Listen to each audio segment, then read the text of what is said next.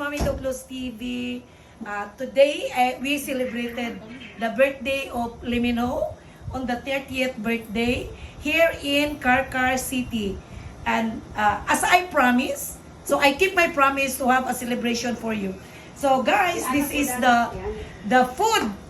This is the food that we prepare for the birthday of Mino. So I would like to thank all the people who prepare this food, and also Buddy, Buddy, this is what I promised to you, to have a little celebration on your birthday, and this is the third one. Oh, you have a lamb lechon. The two birthdays is all pork lechon. Now is lamb lechon. So, I want to blow sa cake niya. Oo. Lighter. Para matapos na